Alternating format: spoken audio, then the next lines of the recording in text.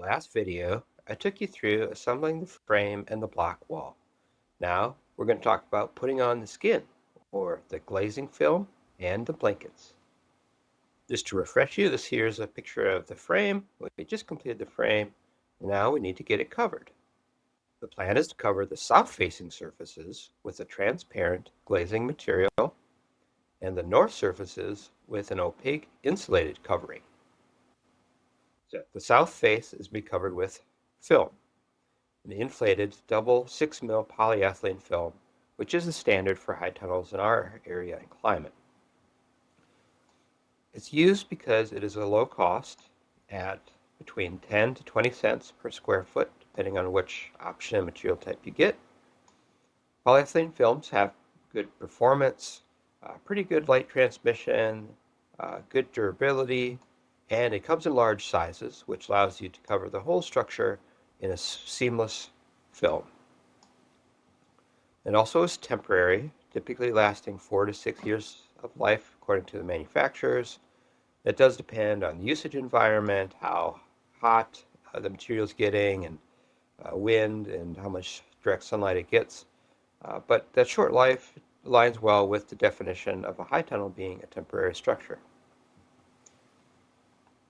One thing to watch for with this application, there's many additives or additional features you can purchase for your film. Because we want to capture as much light and heat energy as possible, this application, we do not want to use any of the films with IR or infrared blockers because we want to let that heat energy into our structure so that we can store it and use it later. The most common way to attach film for high tunnels is with wiggle wire and channels.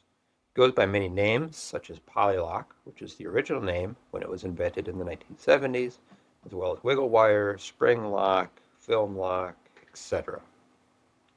You can see here in the illustrations, you set your layer of material, in this case the film, across the channel, put in this wiggle wire or spring wire, zigzags back and forth into the channel and locks it in place, giving a really nice tight, even airtight connection point there that's going to hold everything together.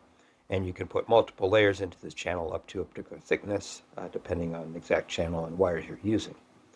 This method is low cost, it's very secure, and it holds the poly tight without it tearing. Both layers of film can be locked into the same channel. The channels that hold the glazing in place are installed directly onto the frame tubes using self-drilling screws.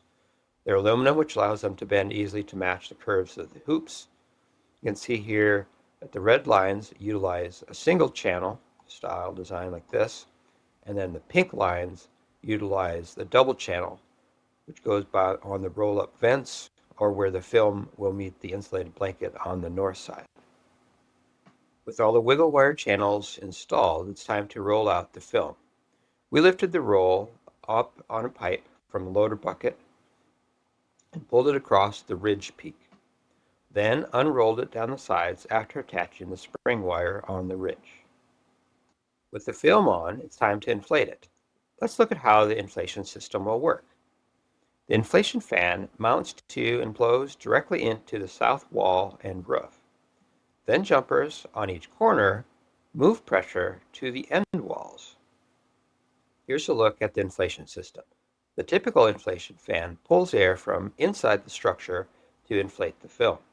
The temperature and humidity inside will be much higher than outside and has a chance of causing condensation because we'll be growing into the late fall and early spring. So instead we want to pull the inflation air from outside of the structure to keep the humidity and condensation lower in between the layers. The other pipe over here in the corner is the jumper pipe that's used to move air pressure from the main roof to the sidewalls. Now for the insulated blanket for the north wall and the roof. First we have the concrete blocks we've talked about already, and then the inner layer is made of a 10 mil woven polyethylene tarp.